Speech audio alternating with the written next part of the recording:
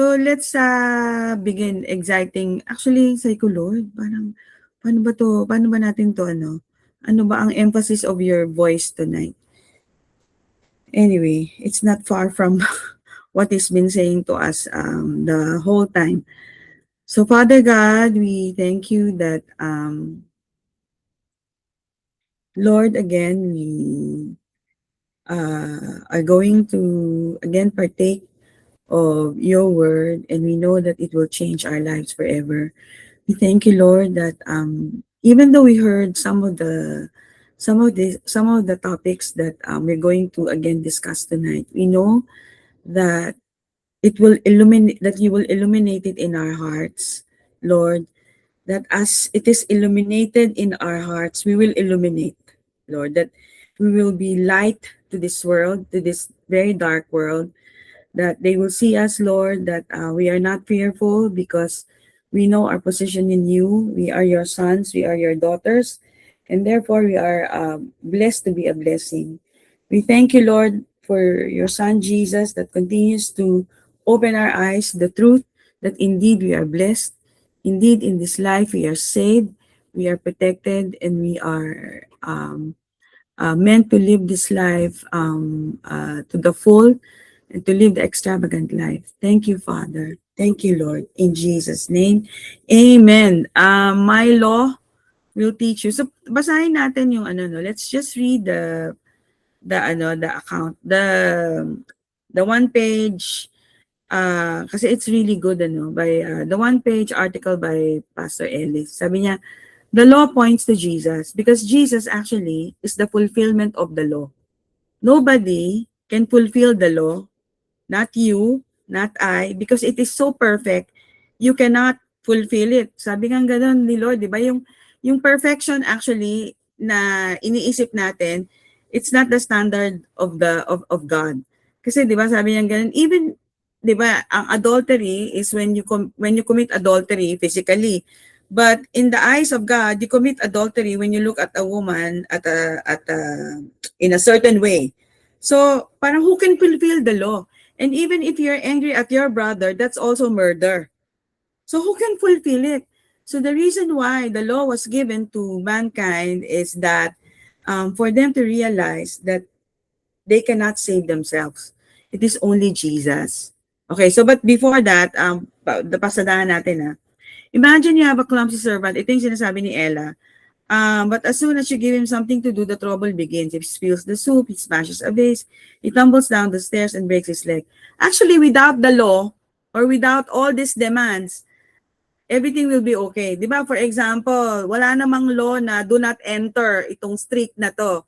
Di ba? You can freely go in and out two-way, pero walang violation yun. Di ba? But once, nilagyan ng MMDA yan na do not enter. Di ba? And then you entered it in a certain way, you broke the law. So, ganun yun, ano? So tingnan natin, i-explain pa natin further. So, sabi niya ganyan, if you ask him to do something because he's so clumsy, then the problem begins. So, and it's so with us who are sinners by nature. If God asks nothing of us, all seems to go well, but as soon as He demands something of us, like when the law, yung definition dito ng law is the 10 Commandments. So sige nga, what is the third commandment? What is the third commandment? Actually, yung mga proponent nito, hindi nga nila alam kung yung first, second, third, up to the 10th eh. 'Di ba? Yung third commandment is what? Tama ba? Honor your mother and your father, 'di ba? And then meron pang isa, the honor the Sabbath, 'di ba? So, yung walang honoring your father and your mother ano na parang almost everybody fails. As in, I don't think merong bata na naka-fulfill yan at some point.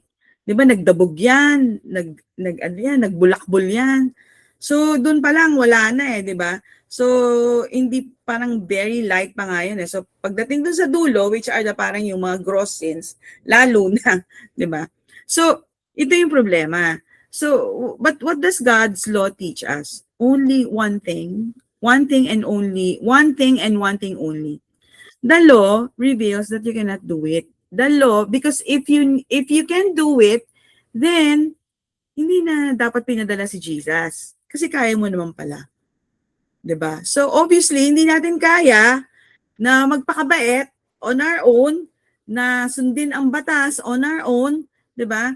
So pinadala ni Lord para lahat tayo ay ma-reconcile sa kanya. Hindi si God ang ma-reconcile sa atin, baliktad, ano? We are reconciled to Him. So the law exposes our need for grace. So sinasabi natin, but I'm doing my best. But our best is not good enough. God demands perfection and nothing less. And the only person who is perfect is Jesus. And because Jesus paid for everything for your death, right? And because of his death, we were declared righteous, meaning perfect. In other words, yan eh. So now you're perfect. Correct?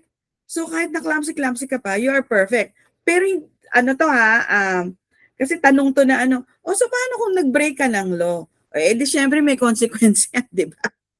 Di ba? Kunwari, nagdakad ka sa hindi dapat tumawid, nag-jaywalk ka, eh di syempre huhulihin ka. So ang ibig lang sabihin dito is that between you and God, wala nang judgment, wala nang condemnation. But let's not be stupid, 'di ba? To think na, for example, when we misbehave, walang consequence. Syempre meron, 'di ba? But in yung relationship with the Lord, when the Lord sees you, you are so perfect. And when you are awakened to this, then you become holy by accident. Again, aralin natin yung holy kasi yung holy is actually parang synonym ng perfection, 'di ba? Parang banal, 'di ba?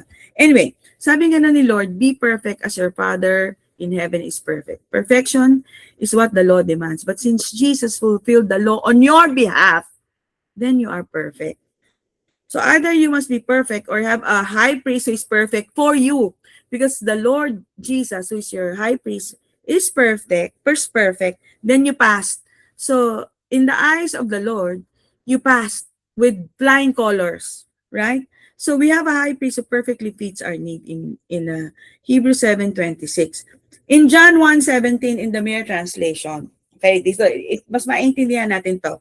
The law was given through Moses. So now it defines, no, ano ba yung law na yan? Yan yung 10 Commandments. Kasi di ba what was given to Moses? Yung 2 tablets of stones, di ba? Which contains the law. Okay, the law was given through Moses, but grace and truth have their genesis in Jesus Christ. In NKJV, but grace and truth came through Jesus Christ. So I like the Mere Translation kasi it says, the law was given through Moses, kasi dalawang mirror yan 2 mirrors. The law and Jesus. Okay, when you look at the law, what does it say to you? You are a sinner. You are condemned. Yun yung the law mirror, kasi you cannot fulfill it. But when you look at Jesus, who is the perfect grace and perfect truth, you have shared likeness. Di ba yung naaral natin a week ago, the meaning of righteousness is also shared likeness. You have your genesis, your blueprint, your original design, diba? In Jesus Christ. So when you look in the mirror, so now you're using the lens of the cross, you're using the mirror of Jesus Christ, then you shared likeness. You are the mere reflection of Jesus. Hallelujah, diba? Because the law was fulfilled by Jesus. So against the stark backdrop of the law, with Moses representing the condemned state of mankind, our Lord Jesus Christ unveils grace and truth. Moses represents the system of performance. Kasi di ba, ang law, when you do good, you get good.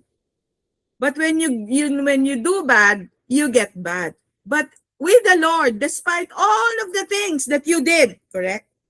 You are forgiven. Forgiven, past, present, and future. Pero under the system of the law, which all of the nations operate, di ba? Di ba? Once na you break the law, of course, meron niyang consequence. Yun yung system of performance. Pero itong sinasabi nating grace and truth is, it's us being brought back to the original design. To our genesis in Jesus Christ, into into the level of innocence, into the level of wholeness, into the level of shared likeness. So wala na yan. And then once you know this, once we are, I'm not saying that I've completely arrived, no, but all together, all of us, no, in this journey of Leklika na, mayroon pala akong shared likeness with you. And then I begin to think the same as God thinks about me. That, you are your Abba's daughter, right? So if I'm an Abba's daughter, I behave like a queen. I behave like a princess. I don't behave like a palengkera or whatever, di ba? Parang ganon. So, here's the life of our design on display in human form as in a mirror. Ganda, no? So, eto, mas ma-explain pa further. Everything that was against us, the old covenant, kasi the old covenant of the law saying, you are guilty, you are guilty. Right? Yung 10 Commandments which brought about sin, sickness, death, poverty, and everything.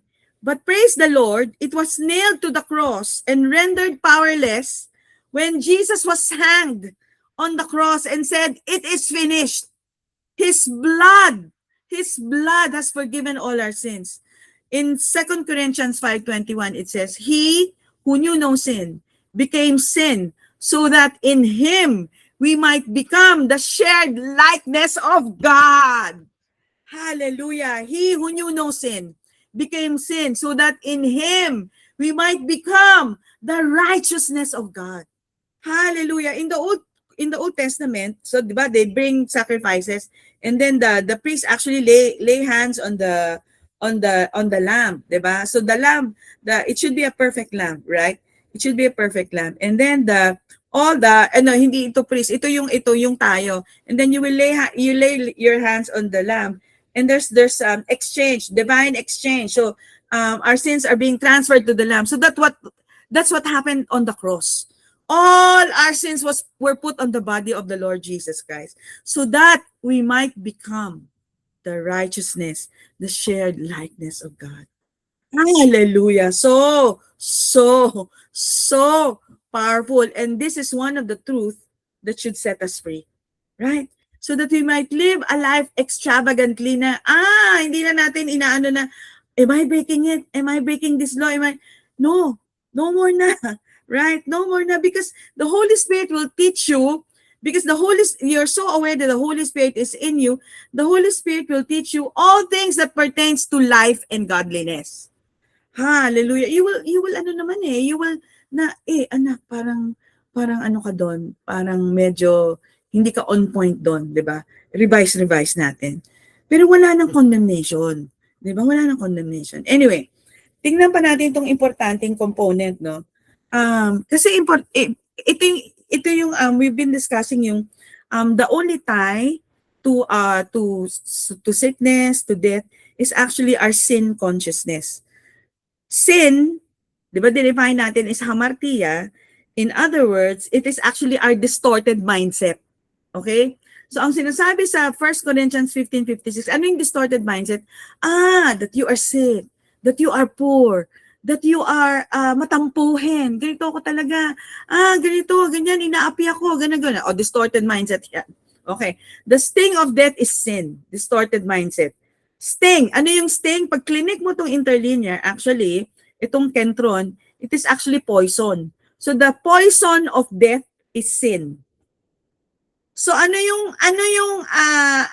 poison ng death? It's sin, which is distorted mindset. And the strength of sin, ano yung strength of sin is the law. 'Di ba? Sabi natin kanina, kung wala namang no entry diyan, you can freely actually go in and out. But once na dati 'di ba sa NLEX, I think 60 or 80, 'di ba? Once you speed, 'di ba? More than 60 or 80, hulihin ka. Pero kung wala namang ganon, are you breaking the law? Wala, 'di ba? So ito lang ibig sabihin in simple terms. So, okay. The strength of sin is the law.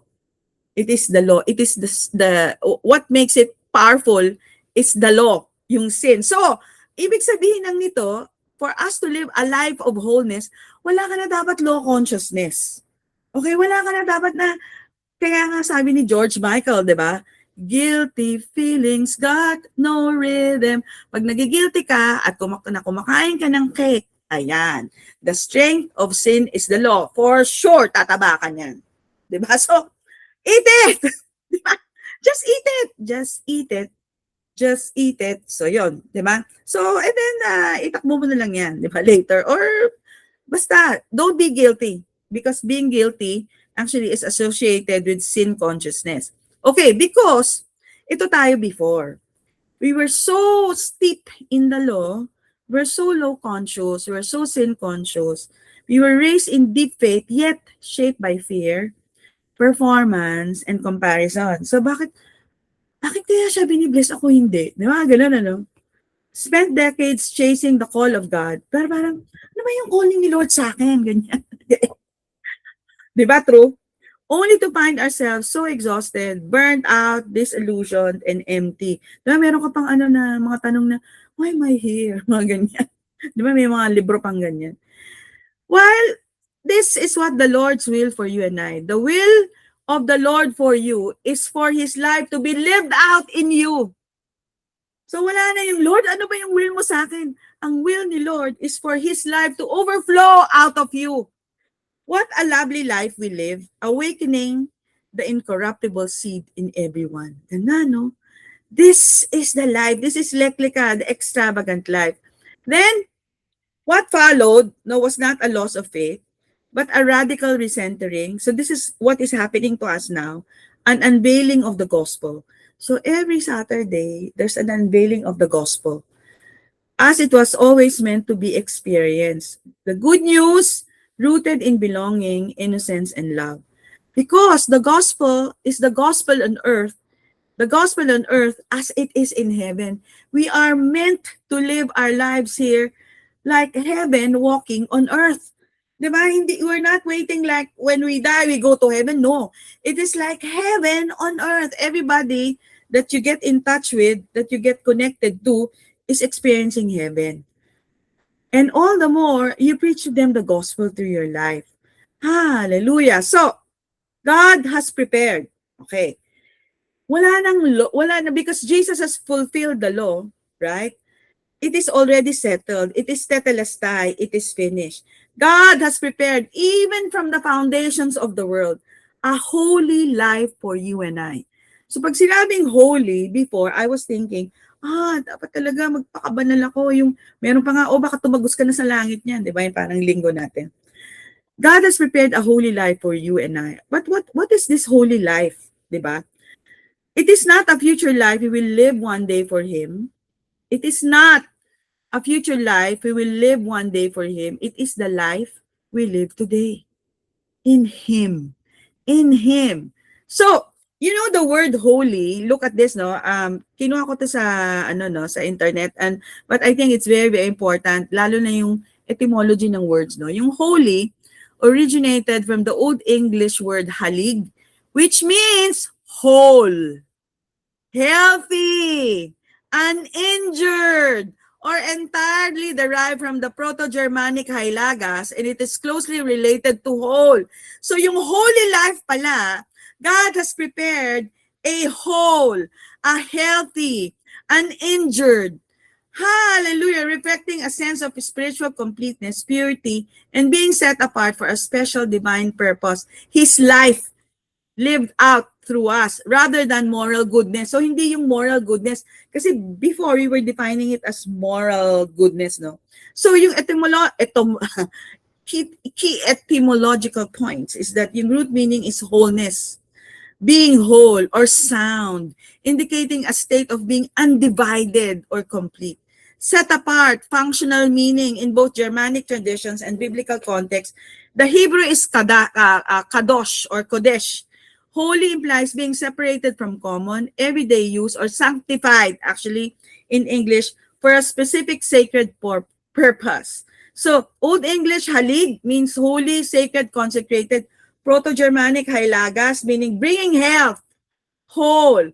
And in cognates, modern German helig, Danish helig, the Swedish helig, ito maganda, share the same roots. Shared likeness. Hallelujah, hallelujah. So in Genesis 2:3, tingnan natin na, this is the first time No, this is the first time because Jesus fulfilled the law on your behalf. Jesus is the fulfillment of the law. Okay? No matter what, you break, for example, nagsungit ka mamaya or inisipan mo nang hindi maganda yung kapatid mo, okay, forgiven yan. Okay? Forgiven yan. Okay. Then God blessed the seventh day and sanctified. Kadosh, ito yung holy. Made it, declared it holy. Because in it, He rested from all His work which God has created and made. So, this is actually the heart of the Lord for you and I. To be made whole. To be holy. So that's why when we sing, Holy, holy are you, Lord, shared likeness. Shared likeness. Holy, holy are you, Lord. Glory to you, Lord. I agree. Diba? I agree. So when we worship, we say we agree, no? So in Leviticus 19 verse 2, sabi nga no ni Lord kay Moses, speak unto all the congregation of the children of Israel and say unto them, you shall be holy, for I, the Lord God, am holy. So hindi yung you should be doing holy. You should be holy by your performance. No, ang sabi dito, you shall be holy. Why? Because the Lord God, your Lord God is holy. It is becoming, it's not doing. Okay? It is becoming, not doing. So, the three letters, Kaf, Dalet, and Shin. Okay, Kaf, shows a picture of sacrifice as a preparation. You were prepared. Di ba sabi natin kanina, God has prepared you a life of holiness. Dalet, which speaks of a doorway or a gateway or a portal. Shin, the power, the joy, and the peace of God. Ito yung, so when you connect it together, child of God, you are, the sacrifice of Jesus Christ was prepared. And it is a doorway, a portal, a gateway, so that you can enjoy the power, the joy, and the peace of God. Hallelujah. It's a mouthful. This is the life that the Lord wants us to experience. Praise the Lord. And which brings us to again to the guy at the Bethesda pool. No? In John 5:6, Jesus asked the paralyzed man at the pool of Bethesda, and he said, do you want to be made whole? So come to think of it, why is Jesus asking? No, isn't it obvious? But sometimes, no, because of sin, which is distorted mindset, you when you read the account, di ba tinanong siya, do you want to be made whole? Ang sagot niya, because there's so many people who get into the pool before me, so that I'm not able to go to the pool. So hindi niya sinabi, no. So in his mind, kasi he parang okay na sa kanya na ganun siya, no, because he lived his life like this for 38 years. He has been paralyzed for 38 years. So maybe may mga bagay na you are allowing, 'di ba, na ganito na lang. 'Di ba? Na ganito na lang. Tonight, the Holy Spirit is saying no. Jesus has prepared a holy life for you and I. So this tonight is a night of liberation. So yung paralysis niya wasn't his problem. It says that he has been in infirmity for 38 years. While infirmity does include physical sickness or disease, they're not only the meaning of the word. No? The word infirmity in Greek is asthenes, which means to be weak or without strength. It is the lack of strength or the inability to produce desired results. So in all areas of your life, di ba, mapakareer man yan, sa office man yan, sa family life mo yan, walang result. Depriving one of enjoying your family life, your sibling life, sa mga sisters mo, sa brothers mo. So, yung pala yun, even that, right, is infirmity. This man was infirm. He was unable to produce the desired manifestation of health in his life. So, kasama na din yung pag hindi kumukota, di ba? Infirmity pala yun. Okay. Rather than enjoying life, he was confined to his mat, watching life pass him by. Di ba may kanta yan yun? Every day, you passed him by, na na na na na na na. So ito yun pala, ito yung ito yung tawag dito. Maybe it was the inspiration. Anyway, so waiting on his someday Someday, Lord. Someday. Bahalang araw. Pagdating ng panahon. Parang ganun, ano? Ay, sige.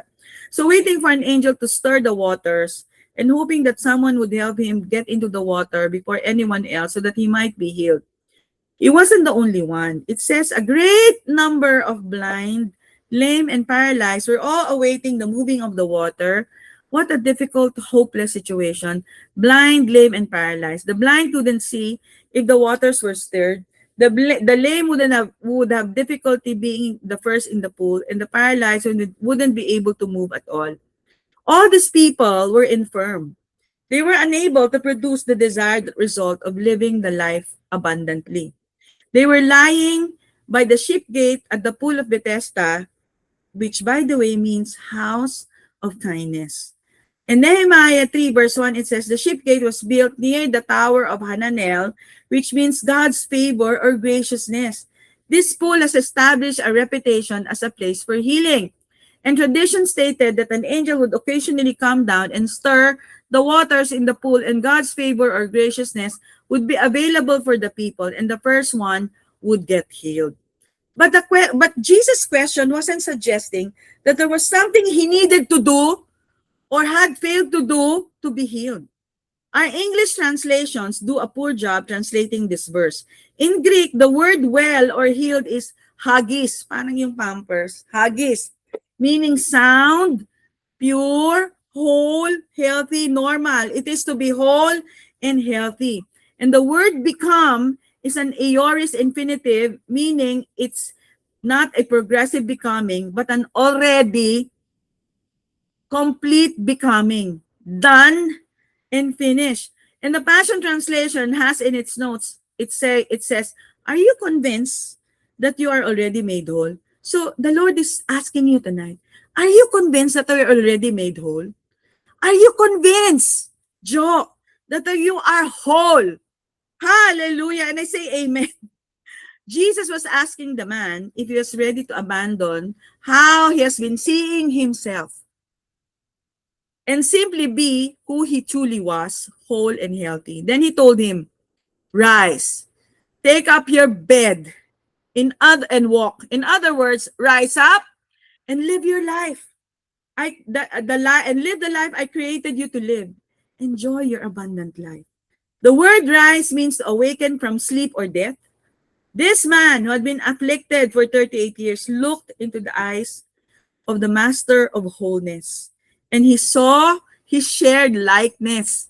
He saw himself in the mirror of our Lord Jesus Christ. He saw his own reflection. He saw himself whole. Hallelujah. So, brothers and sisters, the law is not our mirror. Our mirror is the Lord Jesus Christ. We have shared likeness. Praise the Lord. And what happened? He immediately awakened from out of his infirmity. He immediately awakened from out of his distorted sense of identity, and he picked up his bed and enjoyed this abundant life. We read these accounts in the Gospels and we think Jesus is asking us today, do you want to be made whole? You read into Jesus' words that he's asking if we have enough faith. Di ba? Parang, may faith ba ako to be healed? Or if we desire it enough or for the right reasons. He's not asking us that. No, he's not asking us that. He's declaring to us, just like the man in John 5, are you convinced that you are already made whole? Are you convinced tonight that you are already made whole? So, awaken and see yourself the way God sees you. Whole, complete, fully healed. When you look yourself at the mirror, tell yourself, whole, complete, fully healed, successful, laging kumukota every month. Hallelujah. So Jesus spoke to this man boldly. He didn't see him paralyzed. He saw him whole and healthy. He spoke the language of resurrection. He spoke the language of I am to him. He spoke resurrection language. And the result was immediate. Nawawala yung aking tubig. Kinuha yata ni Sam. 'Sam. And then the man began to walk. All infirmity, yung astheness, the inability to produce results, was gone. And he was now seeing himself as he truly was, whole and healthy. Hallelujah, I'm whole. Hallelujah. So, let's not continue in our old distorted mindset, sin. Then nothing worse can happen to you. Ito yung, di ba, go and sin no more. So I love the translation of the Mirror Bible. Sabi niya, actually, this is what it means. Do not continue in your old distorted mindset. Do not think of yourself as sick. Then nothing worse can happen to you. Yun. Jesus is not telling him that if he sins or continues in wrong behavior, he'll be punished and become sick. No. That was old covenant thinking. He's telling him that sickness is not biological in origin. It has its beginning in the realm of our soul. Its origin is in our false, distorted identity, not seeing ourselves as beloved sons made in the image and likeness of Abba. Healing is an identity issue. We don't need to get healed. We simply need to rise up in the revelation that we were healed 2,000 years ago. Hallelujah. So, now, how to now navigate this, diba? So, when, lalo na ngayon, no? Madami kang nakikita. Kasi yung astheness also means kulang sa gas, diba? So now, how do we pray? Yan. Kasi, sabi ko, Lord, it's in my heart to really discuss this again. So what is prayer? Prayer is proseukes in Greek. Okay? It is comprised of two words, pros and eukes. It's two beautiful words. Pros means face-to-face, mirror. And euke is comprised of two words, eu meaning well done or good, and echo meaning reflected sound. Related to eke meaning sound. So the Mirror Bible says it is a place of mutual echoing or mutual resonance or mirroring or shared likeness where deep inner longings are mirrored. So ang prayer pala, is a face-to-face communion we have with Abba where we hear. Because prayer is not you talking. It is also, it is actually two-way. It is Abba telling you and us hearing his sound of good, well done. And we echo what we hear. Abba, you said, I am good, I am healthy. Then I agree, I am healthy. So most of what we believers call prayer is really an expression of unbelief. We pray asking God to heal us, deliver us, save us, or praying prayers we read in the Old Testament, Psalms that David prayed, asking God to do what he has already done in Christ, asking him to do what is already finished. One-sided prayer is us doing all the talking and not hearing the sound that we should hear when we are face to face with Abba. You know when 'di ba ang dagat usually katabihan ng bundok. You know that the sea, the sound of the waves is echoed in the mountains. May echo yan. So yun yung picture. So our prayer is not supposed to be one-sided. True prayer is a conversation with Abba, both parties communicating. It looks something like this. We might go to him saying, Abba, I need healing in my body. I have a symptom in my body. And Abba says, who told you that you lack wholeness in your body? Who told you? You are healed. It is finished. Abba only speaks the language of good, of finished. And then we are to echo what we heard and saw face. That's why effective talaga ang speaking in tongues because it's actually the Spirit is praying through you. Perfect prayers. With Abba, I'm healed, I'm whole, it is finished. That's prayer. That is proseukes. Hallelujah, hallelujah. So, Colossians in closing, no, Colossians 1:1. This has blessed me and I know it will bless you. Colossians 1:1. Paul talking to the Christians in Colossae. My name is Paul, my colleague. Timothy and I are together in this mission, ordained by the resolve of God, representing the ministry of Jesus Christ. The favor, the friendship of our God and Father belongs to you. While you may be geographically located in Colossae, you're real. location is in Christ. In Him, we are found in blamelessness, persuasion, and shared brotherhood. Grace and peace express the sum of total of every beneficial purpose of God towards us. That's why grace is so good, and peace, di ba? It is the sum total of every beneficial purpose of God towards us. Paul brands his gospel with these words, in order to distinguish the message of the revelation of the finished work of Jesus Christ as the basis of faith from the law of Moses, which restricts a person to their own efforts to justify themselves. It is a matter of gift versus reward, or tranquility versus striving. And the word charis, which is grace, refers to the divine influence upon the heart, because the Lord is in you, right?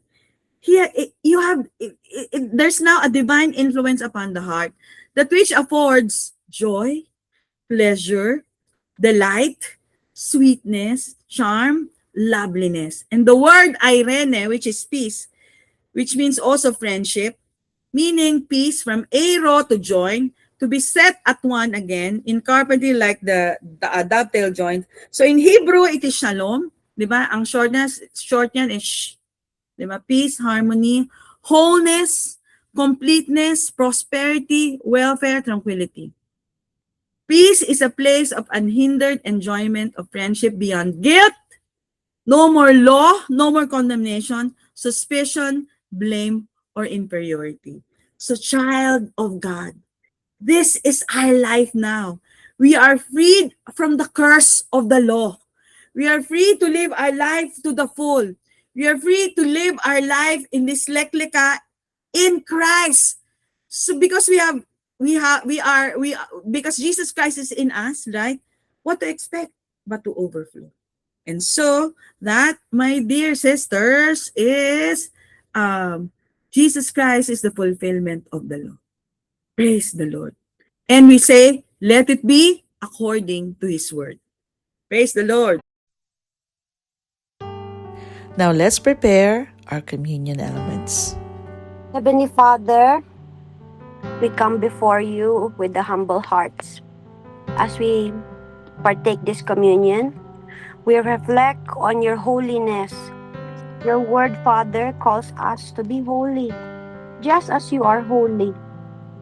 Father, thank you for giving us Jesus Christ, the fulfillment of the law, who has made us whole and holy. Because of him, we no longer rely on our strength, but on his finished work. Thank you for forgiving us of our wrong mindset that is not aligned with your faith. Thank you for forgiving us for the wrong believing. And now, we do not doubt anymore that we are made whole, healthy, and righteous as we partake this bread.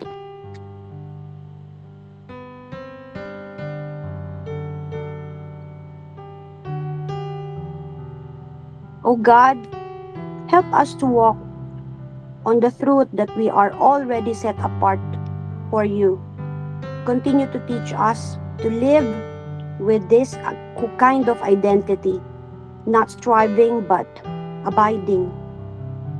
Lord, prepare our hearts to fully receive the holy life that you have already prepared for us. We choose to believe that we are one, made whole, and we ask you to help us bear good fruit for your glory. Today, Father, we say yes to your holiness. We say yes to your truth. We say yes to the life you have prepared for us. In Jesus' name, as we Amen. Amen.